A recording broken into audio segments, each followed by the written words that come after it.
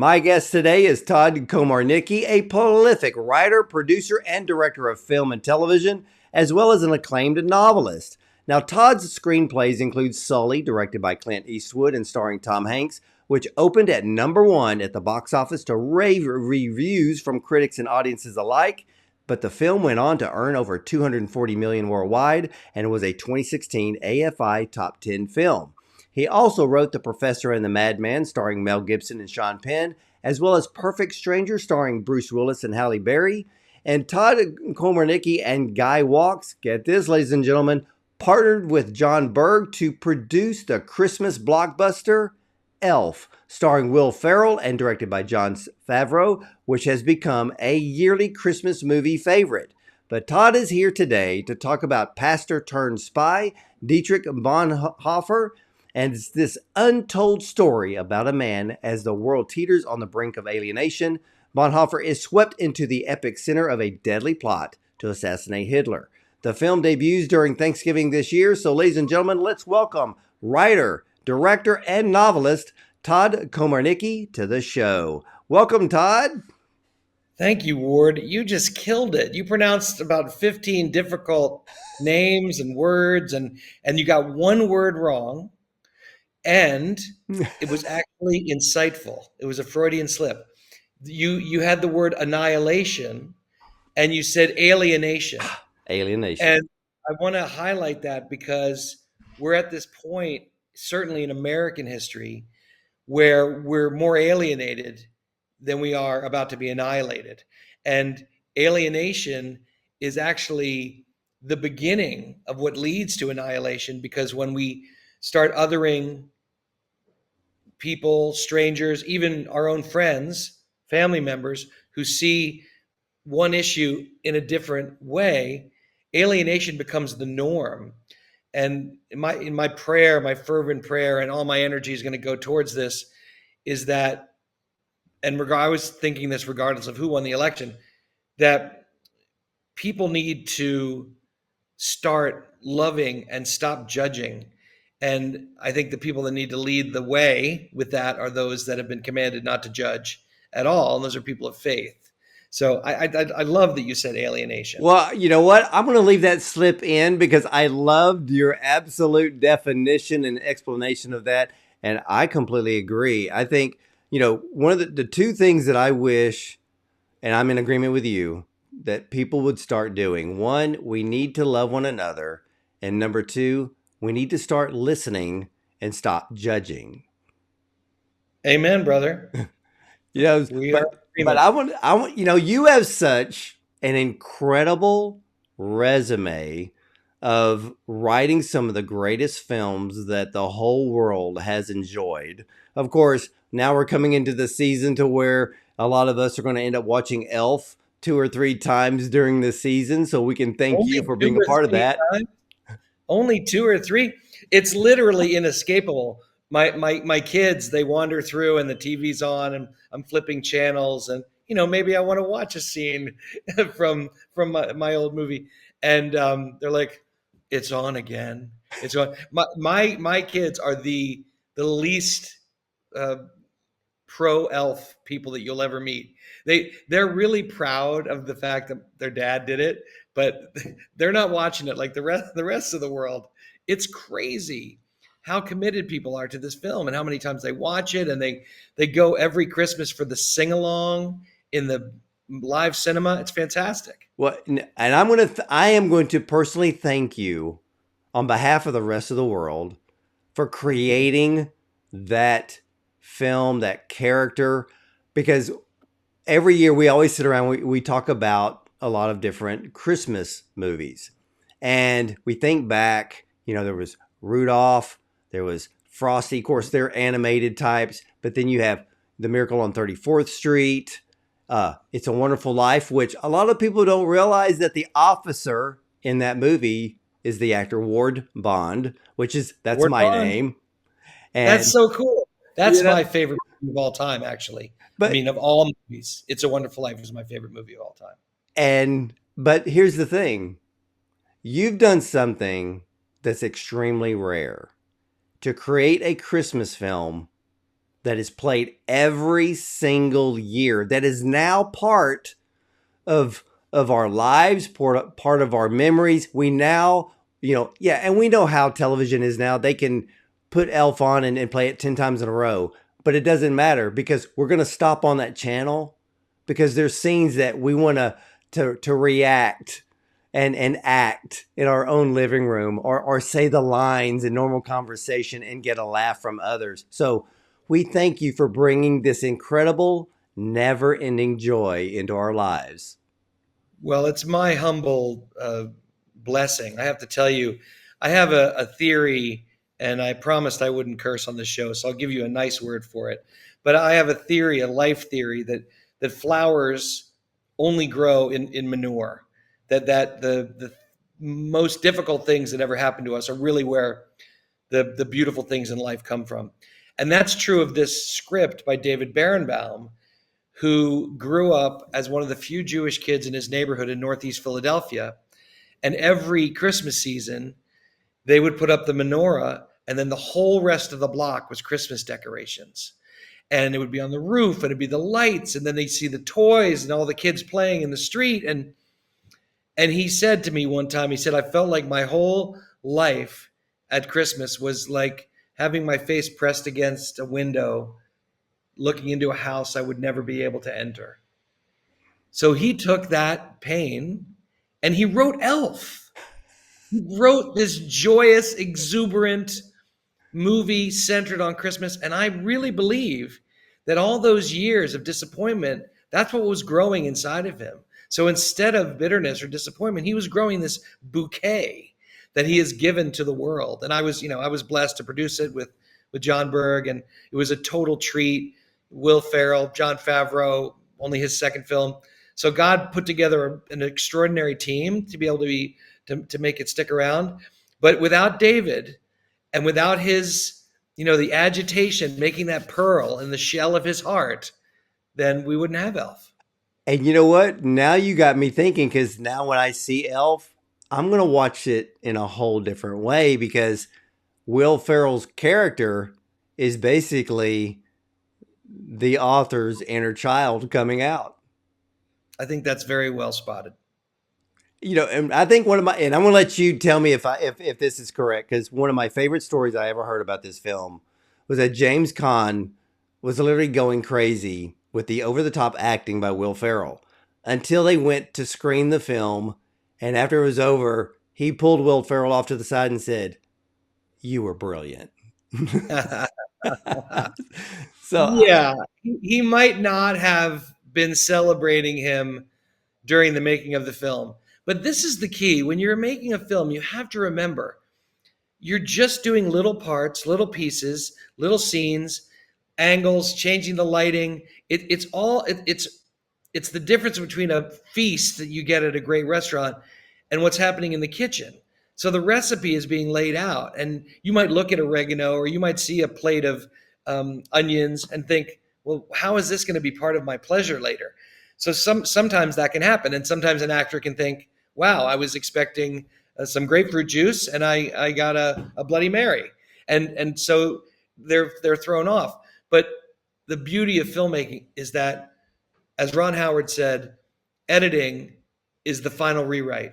And so you put all these ingredients together, and then you add the music and these final little garnishes, and you say, okay, did it work? And fortunately, with this one, it worked.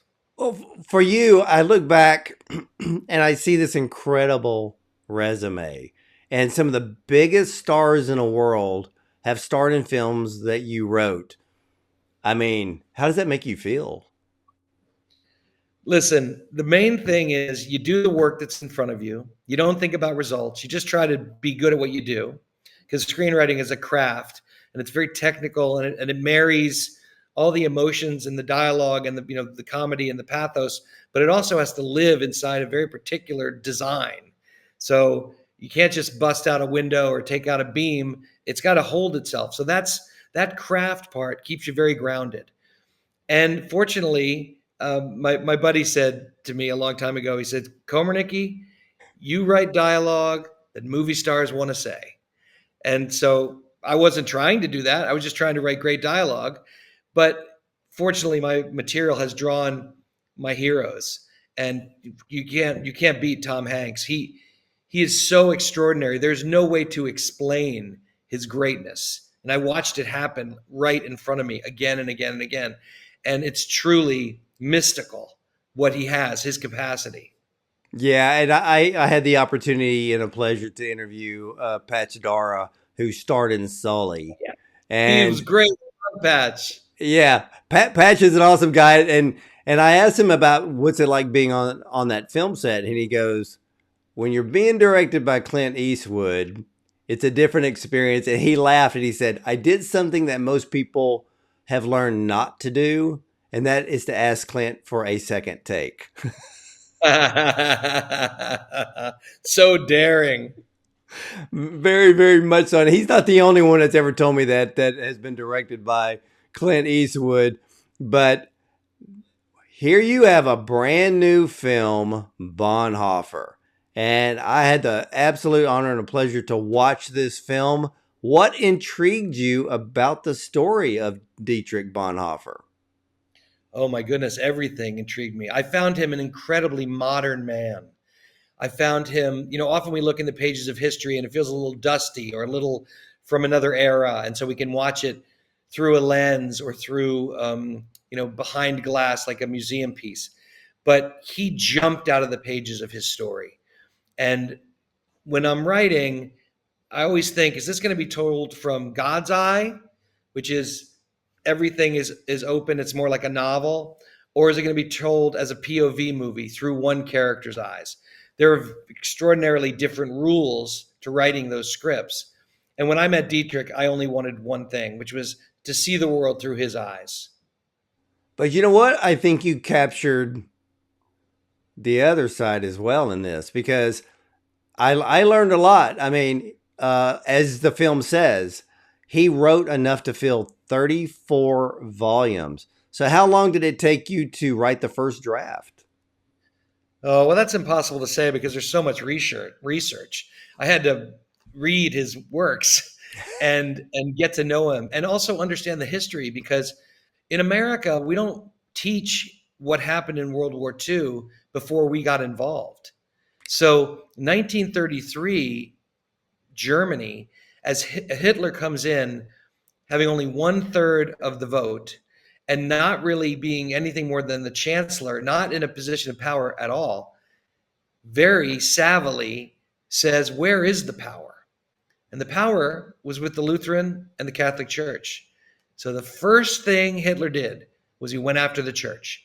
And he got the church to acquiesce and to fall under his sway long before Hitler was known as the builder of camps and the killer of human beings.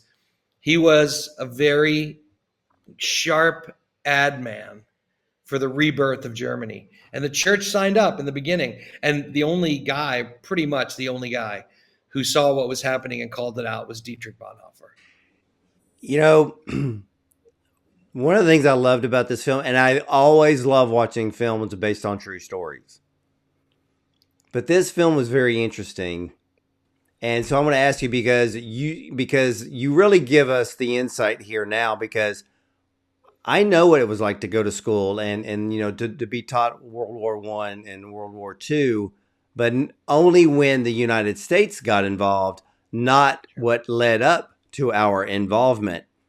So did Hitler and the Nazis, did they really remove many of the elements inside the churches in Germany and hung Nazi flags inside and even forcing the clergymen to declare Hitler over Christ and even rewriting the Bible? 100%. I've held the Nazi Bible. And if you ever felt like something was going to burst into flames in your hand, this was it. I've seen the commandments that they added to honor your master and Führer as one of the 12 commandments, and the last one, chillingly, to keep the blood pure and holy for the Aryan race. You know, I recently did an interview about a short film, which was about Nazi occupied Norway, and it was strictly based on the fact that Nazi Germany wanted a pure Aryan race. So they invaded Norway and Denmark because of the genetics of both of those people to extend what he wanted as a superior race. So What's I've, brilliant about this is that was such a fool's game. I got to find out all this through my research, but one of the women that is beloved in Germany was close to Pastor Niemöller, who you saw played by August Diehl in the movie, who was on the Nazi side in the beginning and then turned to the good side later. But one of his cohorts, this woman was a scientist and she was a geneticist. And she proved that there was no such thing as an Aryan race in the laboratory. And she was so hated and they tried to kill her and they tried like it was beautiful. It's like, oh, you think this thing, you're going to take over the world and do something that doesn't exist.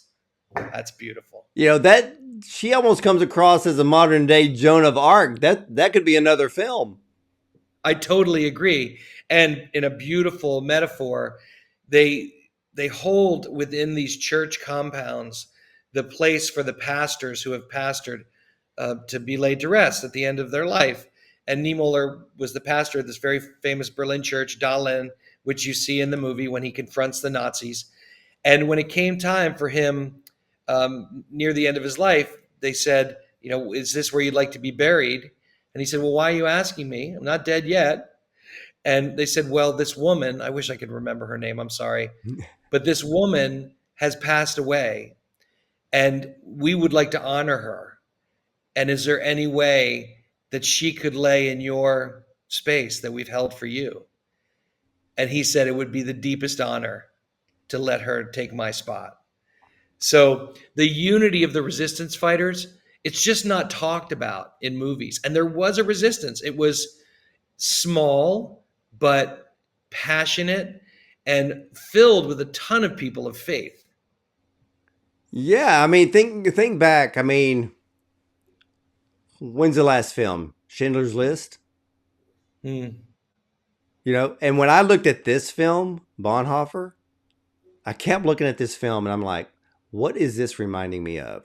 And I guess it was more of the feeling, but it reminded me of a lot of the elements from Chariots of Fire.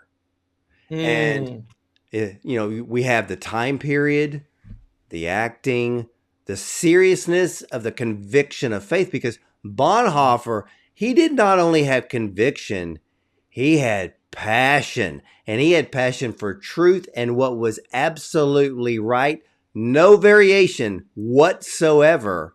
And one of the parts of this movie that I really liked is he's sitting at that dinner table with his friend and then all of their family and the pastor of that Southern church, and Mm. and to see how the pastor was so bold, basically saying, do you know who Christ is? Because Mm-hmm. he realized that the church in Europe was far different than it was here.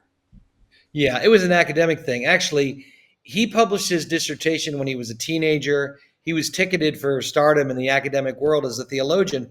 But at that time, theologians didn't go to church. Karl Barth didn't go to church. They wrote, they stayed outside of it. The notion of a living, breathing faith, it was not being discussed. It's not too far away from that still, sadly. Yeah, and there was something about this film that not caught my eye, it caught my ears. And you said it earlier. Some of the greatest actors have appreciated your writing because you gave them some of the best lines in cinema. So as I was watching this film, I started taking some notes. And Oh, there great. are so many incredible lines of dialogue in this film. The first one that hit me was hate comes in any color. Many colors. Yeah. Yeah, many colors. And number two, it's not the size of the crowd, but who's been paying attention. I love that Mm-hmm. one. Christians only want to keep their hands clean. People forgot how to fight. And that one stopped me in my tracks because I'm thinking, that's true today in America. Yeah, that was a that particular line. Christians only want to keep their hands clean. Actually, came from a conversation that that Dietrich had when, long before he had been involved in the resistance, there were people talking about, hey, what do you do? How do you step up? How do you speak out? And someone at that dinner, which is not in our film, but they said Christians only want to keep their hands clean. And he had not said anything because he'd not done anything at that point. But by the time that line comes up in our movie, he says, dirty hands are all I've got. So he's lived and he knows what it takes to take on evil. You got to get a little dirty. Dietrich, I need you to understand that your life will not be the same after I speak these words, even if you don't join us. Yes, speak. This is not like when the resistance met in your house and you offered theology instead of action. You Christians only know how to keep your hands clean. I hated hearing it then and I hate remembering it now. This will take dirty hands. That's all I have left to offer. Well, yeah, and then there's another line that I kept playing over and over again because Bonhoeffer says it with such conviction and intensity. And he says, the only way to fight the father of lies is to lie better than he does. And I sat there and I went, you know what? That sure is a bit on the biblical side because even Jesus said we need to be clever and we need to be shrewd. And of course, a lot of people will think of the word shrewd as being negative and evil, but no, it's just being extremely wise and knowing who your enemy is. And when he said that line, the only way to fight the father of lies is to lie better than he does. Oh my gosh, the way he said it, you're like cheering him on. Jonas Dassler, the actor who plays Dietrich, is so good. He's so good. What I was highlighting there was something that was both biblical, which is Rahab protecting the people she's hiding in the Old Testament, but also very much the story of Corrie ten Boom, the story of all the people that hid Jews in World War II. They were constantly lying. I mean, by omission and commission. They were holy lies. Holy. They were holy lies. Oh, yeah. Now, you bring up probably one of the greatest ministers or testimonies in the history of mankind. That's Corrie ten Boom. Oh, I love her. The Hiding Place. I love that movie. I saw it when I was 11. I still remember every frame. You know, when Bonhoeffer walks into that office towards probably about, I guess it's 3/4 way into the film, and he grabs that book and he goes, why do they write and no one reads?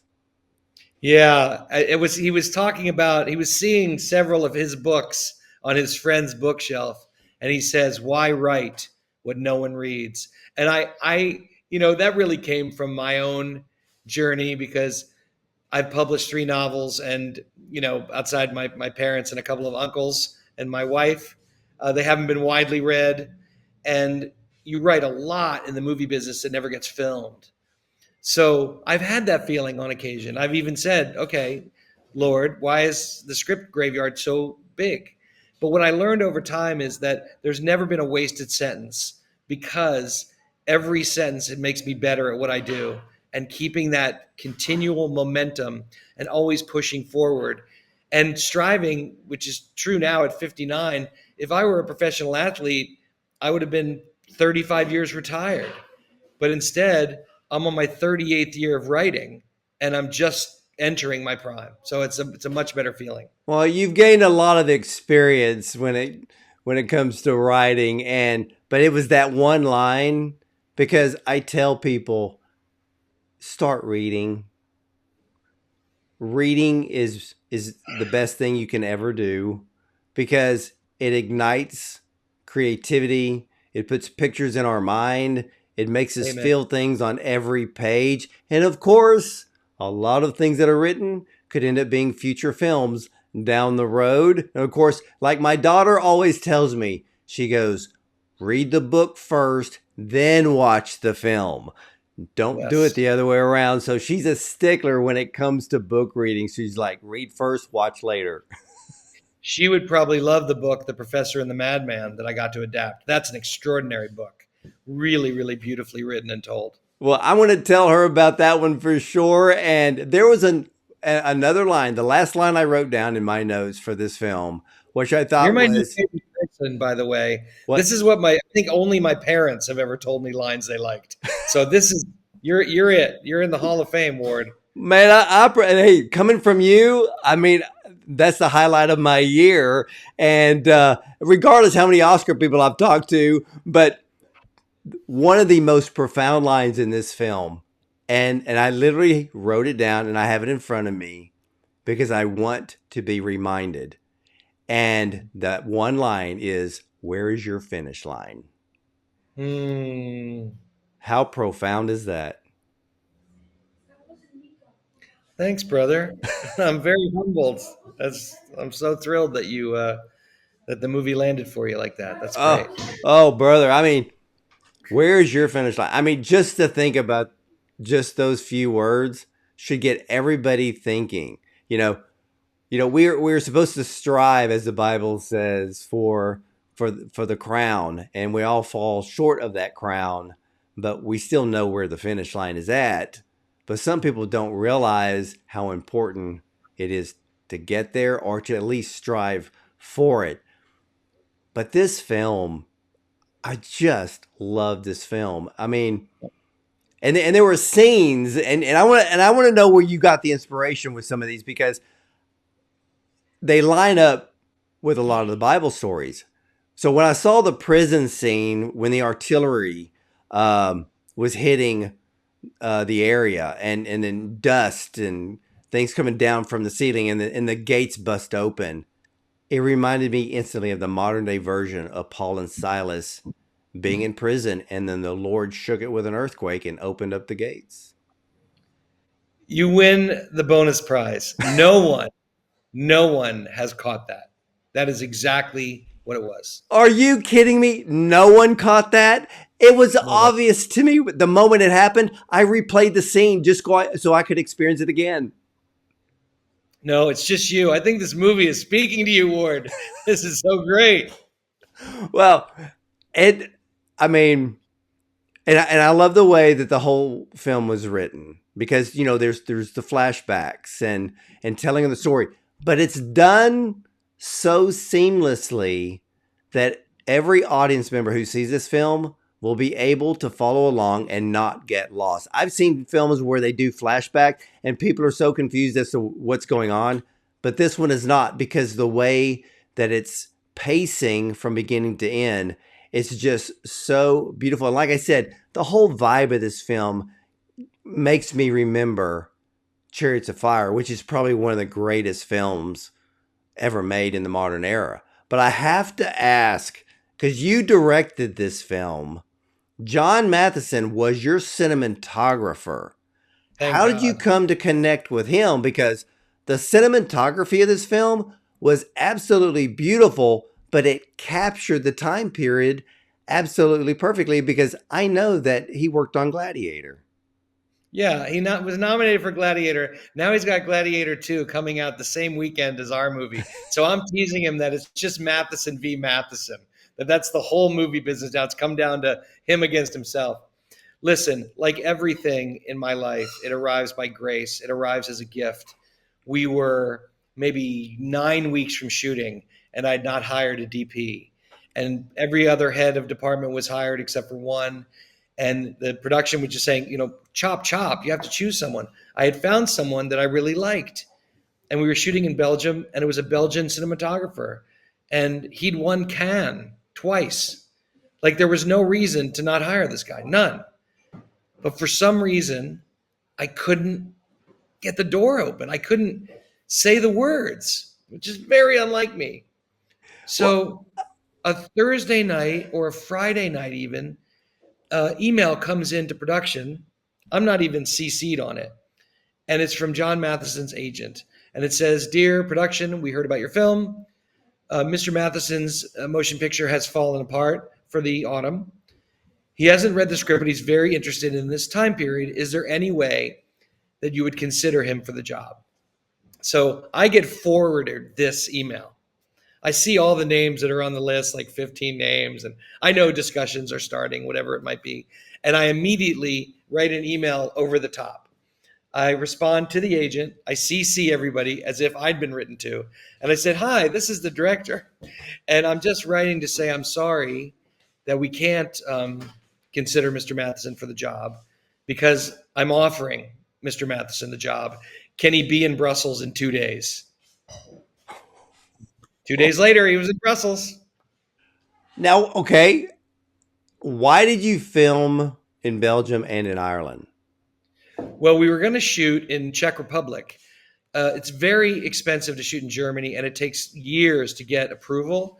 So Czech is almost always Germany. When you see a film, it's almost always Czech. Czech had a 20% rebate, which is fundamental to getting a movie made responsibly.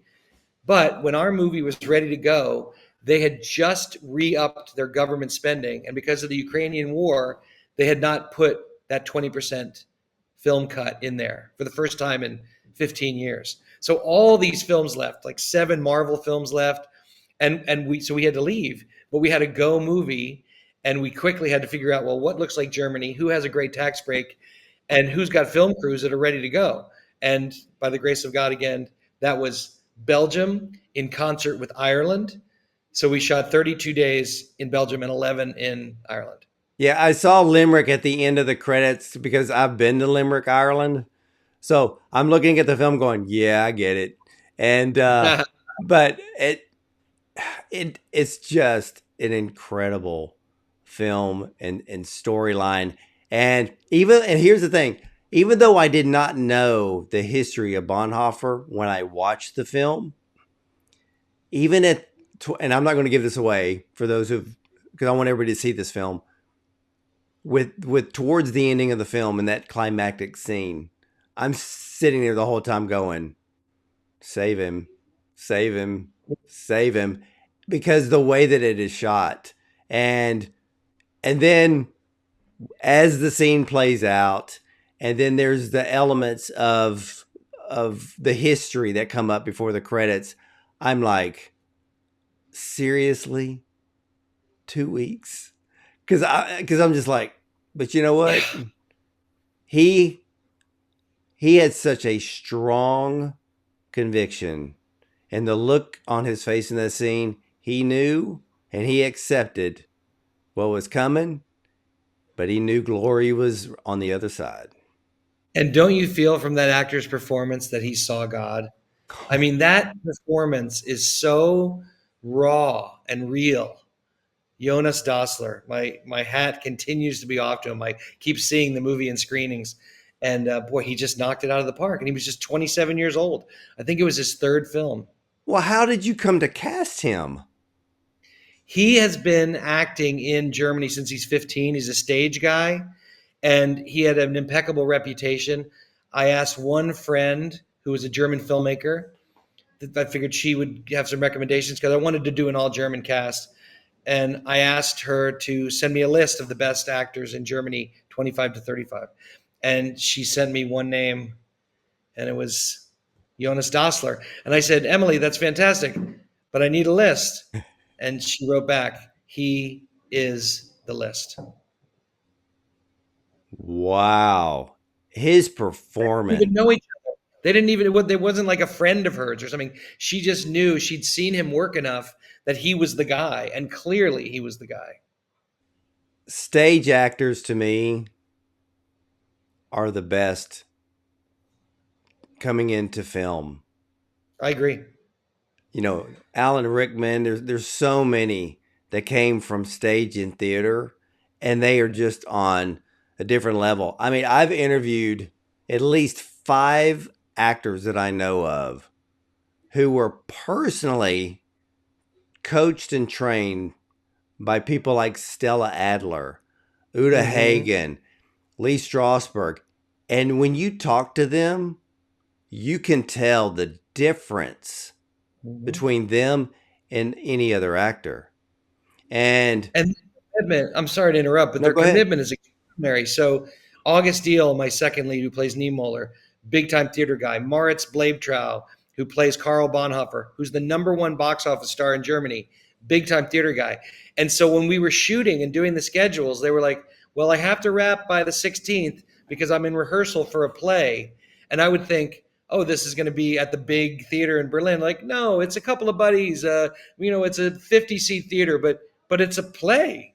It's Bertolt Brecht, and we're doing it. Of course, I can't keep shooting the movie. So that's their first love and their first commitment. And you see the work; it comes across on screen. You know what I love when I hear you talk is that this film has multiple miracle moments in the creation of this film. I mean, you got John Matheson. Amen. Here. You get this incredible lead actor, the only name on the list. I mean, what other little miracles that you can tell us about that put this film together?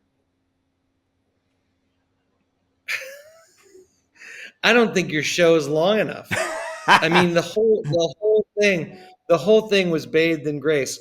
I'll give this one because it just shows who's in charge, and who one should listen to in life. So I was hesitating saying yes to directing this movie. I for some reason I had a couple of other projects percolating, and I just like the cinematographer thing in Belgium. I just didn't think it was supposed to be Bonhoeffer. I didn't. I was not trying to be a jerk. I just didn't think it was going to be Bonhoeffer. And then they put all the financing together, and I got a call on Friday afternoon, all these Friday calls, these late calls. And it's from the financiers. And they said, listen, we're going to make an offer to another director on Monday, unless the person who's supposed to direct this, you, finally says yes. But we have to move. And I asked for the weekend. I said, I got to pray with my wife. I got to figure it out. I don't know. I can't jump into it. And then on that Monday morning, I mean, we did pray about it. My wife and I did pray about it, but no other decision. Nothing was laid out. Nothing was written down. And we're dropping off our son at school on Monday morning. And on the walk back, Jane says, oh, I spent the weekend researching. Okay. There are 2 English language schools. We can live in the countryside. It's not far from the city. We can get a horse for our daughter to ride while we're there. I was like, what are you talking about? I don't know what's going on. And she said, oh, you're directing Bonhoeffer. We're moving to Europe. So she said yes to the film. And I famously did not say yes until the 10th day of shooting. I was in a cathedral in Belgium, and I'm watching all these people, cast, crew. We must have 300 people around. I was like, okay, Lord, I'll direct it. I finally caved. I felt very much like Jonah, like running away from Nineveh and then standing in Nineveh and saying, okay, I'll go to Nineveh. Well, okay. Here you write this. You took all the research and you wrote this story. Yeah. Why did you not want to direct it? I don't know. So I could tell great stories on your show. I honestly don't know. But what's beautiful about that story to me is God's patience, that it's his way, it's his will, it's what he wants. And I've really been appreciating the gentleness of that. I think when I was younger, I didn't like that he wanted different things than me. And I was trying to convince him all the time how wrong he was. But now that I know it's inevitable and that he's always right, it's much easier to just say, okay, which way do I point the sail? You're the wind. Just show me where to point the sail. And that's all he ever asked us to do. And, when I see films come or that are being distributed by Angel Studios, I get a kick out of watching them because some of them you can literally label them, okay, that's absolutely a faith-based film. Do you put Bonhoeffer in that category? Absolutely not. I made very clear, because we made this movie independently. Angel wasn't even a company. Like, while I was in post-production, Sound of Freedom swept the world. So Angel wasn't even a place I would screen the film. Okay. I made it clear at the start, I'm not making a faith-based film. I'm making a movie about a man of faith. And this is really key. You mentioned Chariots of Fire. No one's ever called that a faith-based film. And it won the Oscar. A Man for All Seasons won the Oscar in 1967. Nobody called that a faith-based film. It's a new genre, and it's easier for people to categorize. This is not a faith-based film. So I say to people, please think this through. If this were a movie about a NASCAR driver, nobody would call it a NASCAR-based movie. Nobody would say, you know what? He says engine quite a lot. Does he have to say steering wheel so much? It makes me uncomfortable. No, it's about a pastor. So he's going to say Jesus. He's going to say amen. He's going to pray because that's who the guy was. So it's disingenuous to try to fit it into some other mold. I just wanted to tell this guy's story. You know what? Not only do I thank you, I agree with you because I laughed for a reason because I interviewed Jonathan Sanger and he was part of Cabrini. He was one of the producers for Cabrini. And when I interviewed him about that film, I laughed and I said, Jonathan, can I tell you something? And he goes, what's that? I said, when I watched Cabrini, I said, this is not a faith-based film. He started laughing and he goes, I know everybody wants to call it that. I said, no, it's about women empowerment. And he goes, that's exactly what it is. And this film, Bonhoeffer, no, it's a guy who, yes, he found Christ, he became a pastor, became very passionate in his beliefs, but then he turned to become a spy to not just save Germany, but to save the church. That's not faith-based film. That is not. I agree with you, sir. I mean, boy, I love it when filmmakers get it. I love it when interviewers get it. I wish I had another film to promote so I could send it to you so we could do this again next week. Hey, I was going to ask you, what do you have coming up for 2025? Well, I have a television series, a 6-episode miniseries that's coming out December 1st on MGM Plus called Earth Abides, which I'm really happy with. That's the next thing that's coming out. So 9 days after Bonhoeffer. So it's been a busy couple of years. I do TV. The next, that's okay. Great. We'll talk about Earth Abides. Ask Lori to connect us for Earth Abides. But the next film is a film about Columbine, and it's not about the shooting. It's about the aftermath and how this place resurrected through people taking care of each other. And this extraordinary story about how many people blamed a jock culture for being part of maybe what happened with the shooting, although that was later disproved, but that was a shadow over the school. That fall, the football team somehow, improbably, starts to win and win and win. And the school that had not been attending games and it was an afterthought starts to come, and it's Remember the Titans. And all of a sudden, people are galvanizing around the school. And one of the kids that had been killed was a football player, and his initials are on the helmet of the players. And this just something deep and profound goes on.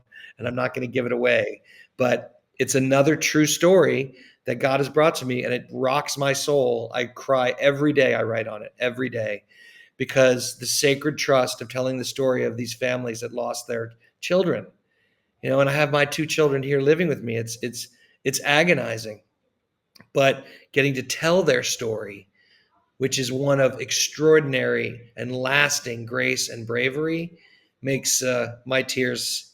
That's the easy part, and I'm just humbled. I keep getting asked to tell these stories, and yes, Lord, I'm answering like Samuel.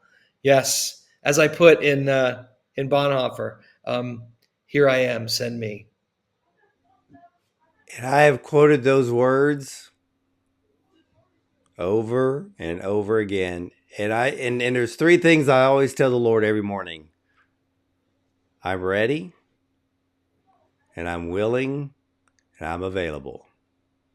That's great. That's beautiful. And you have 3 awesome candles behind you. I have just a blazing wall light. I need to get some candles. Well, they're actually blocking the poster, the framed poster, probably one of the greatest films of all time, Bicycle Thieves. Why would you block that? That would be fantastic. We're going to talk about that. I know, but everybody likes the candles. and I actually had a Gibson Les Paul back there. I took it out because I thought, no, I need a fantastic movie poster. Even though I love Jaws, I'm thinking Bicycle Thieves was a lot classier. I agree. So you did Les Paul, more candles. That's right. That's exactly right. See, that's the thing about, people always ask me when I interview filmmakers, who do I like to interview the most? I said, the directors are number one, the writers are number two, and yeah, sometimes the actors. Because the directors and the writers, they know everything about the film. The actors only remember the part that they're in. That's true. That's very true. Unless the actor, I've had some actors that were producers and writers, and so that does become a great conversation. But you are a wordsmith of wordsmiths. Oh, come on now, Ward. It's been such a treat to talk to you, to have someone that does the work to experience the film and puts oneself in the mix with us, the filmmakers. I feel you're not outside in, you're inside out, and that's deeply appreciated. Well, you are very, very welcome. And even when I interview authors, I read the books from cover to cover, and I sit there just like I do with film. I take notes. That's fantastic. And but you have an open invitation to always come back with, and I'll talk to Lori. I know you have that upcoming TV series. I do TV. I just recently interviewed Kathy Reich. She's the one that was behind the whole Bones TV series. Oh, sure. No, I know her name. Absolutely. Yeah, I'm doing a bunch of promotion for Earth Abides, so I'd love to talk to you about it. And any time to chat. I'm going to try to up my candle game though before we go back to each other.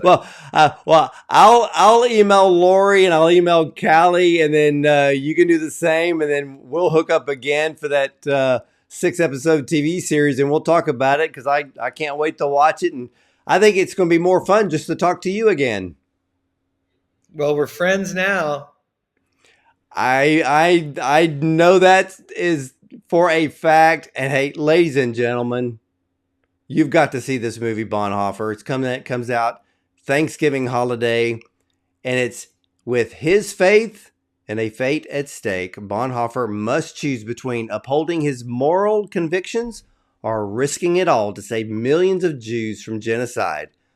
Will his shift from preaching peace to plotting murder alter the course of history, or cost him everything?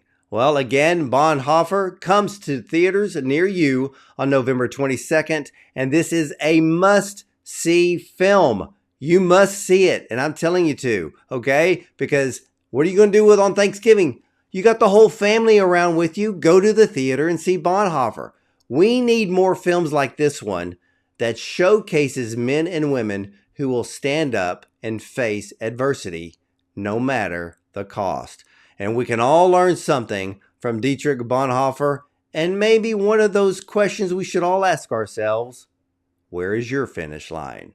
So, Todd, I want to thank you so much for coming on and not only entertaining us and talking about this incredible film, but giving us some insights, not only with Elf and other things, but you are the man.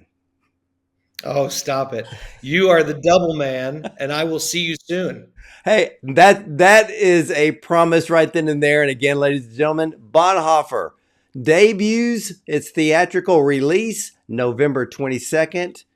Be there. Take your whole family, and I can guarantee you it'll be one of the most enjoyable films, one of the most powerful, compelling films that you'll see this year. So, ladies and gentlemen, I want to thank you for watching. You'll either see me at the movies or from the red carpet. It's the story of Dietrich Bonhoeffer, one of the German World War II heroes who had the courage to speak up when the German church was taken over by Hitler. And in the process, lost everything he ever had, but also saved many lives. Bonhoeffer took on the world. I mean, he was not afraid. He was very courageous, despite the fact that everybody was against him. And it's about resistance, humanity. It's a story we should keep in mind. Manu and I have always been fans of Bonhoeffer. We couldn't believe a motion picture had never been done about this man. We began the journey then, 10 years ago. The first thing we needed to do is to get a script written. Todd's amazing. Here's someone who really understands Dietrich Bonhoeffer at a heart and soul level and can tell the story from his perspective, almost as if he were writing it himself. What was so interesting for me was that Todd didn't write a period piece. I was looking for an actor in their 20s or 30s, a German actor. So I reached out to a German director named Emily Atef, and she wrote me back, Jonas Dassler. He's just got this wide open soul that was available for an invitation to getting to know Dietrich Bonhoeffer. And he has surpassed my wildest expectations. We need to let the world know what the Nazis are doing to the Jews. And if the church does not speak now, we will lose our voice for 100 years. Our scouts have done a fantastic job. You could find Harlem, London, and Germany all in, 2 countries. It's extravagantly beautiful to shoot a movie entirely on location and exceptionally rare.